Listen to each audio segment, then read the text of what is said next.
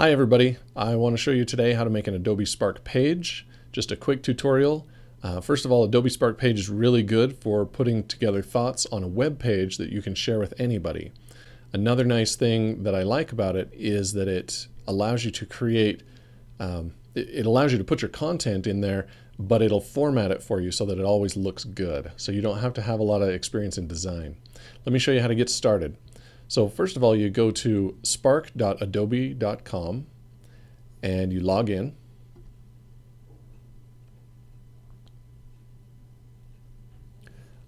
I would recommend logging in with your Google account.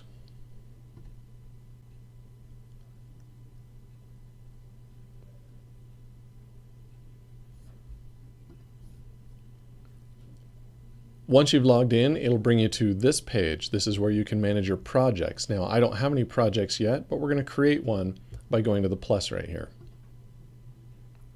So there's lots of templates that you can use. If anything catches your attention, that's great, but I'm just going to show you. I'm going to scroll all the way down to create a graphic, web page, or video. We're doing a web page today, so I'm going to click this middle one.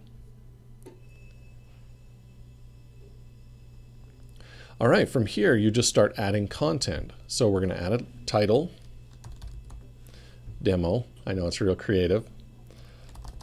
Whatever you want. Okay, so now that I have my title and my subtitle, you can see as I scroll up and down, it gives me these pluses here, and I can just add more content there. I can click on this plus and add a photo. I can then choose from places to import photos from, or I can upload a photo. I'm just going to find a free photo. I'm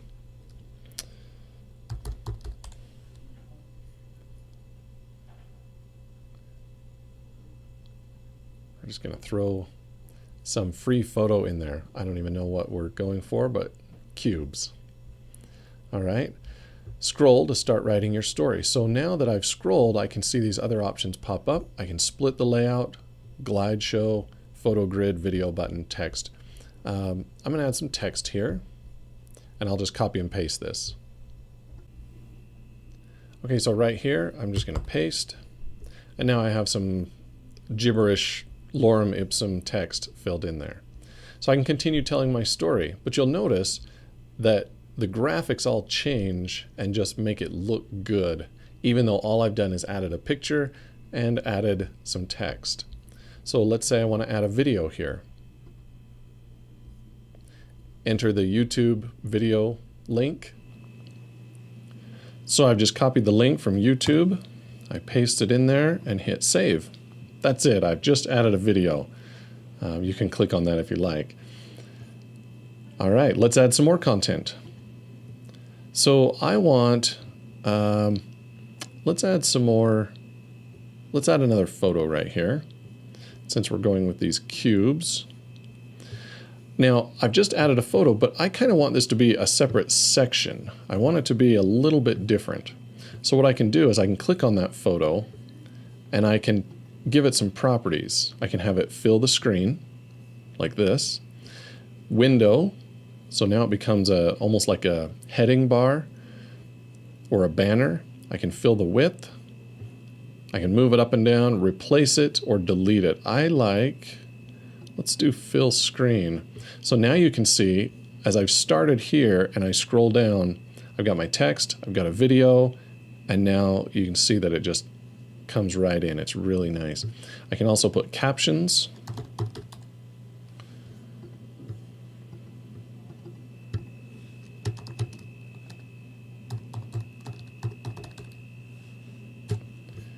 So that as I scroll, you get the idea, and it just continues to format it. It's amazing. Students could use this to create a book project, any sort of report. You could use this in science, language arts, history, math, I guess. If you're talking about theorems or formulas, you could explain it in a meaningful way. Let me go to split layout real quick here, just to show you one other option. Let's add some text.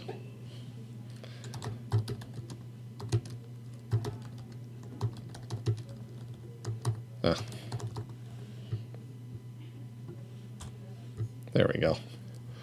All right, so you can see, and it's just amazing. It continues to just add beautiful looking graphics and text mingled with each other on a web page. Then when you're ready to share, so you can always preview up here. You can then present it live. So this is what it would look like live. So you can see the full web page like this. And when you're ready to share it, it'll also, oh, I love this. When you've finished creating it, it will link automatically all your references in here.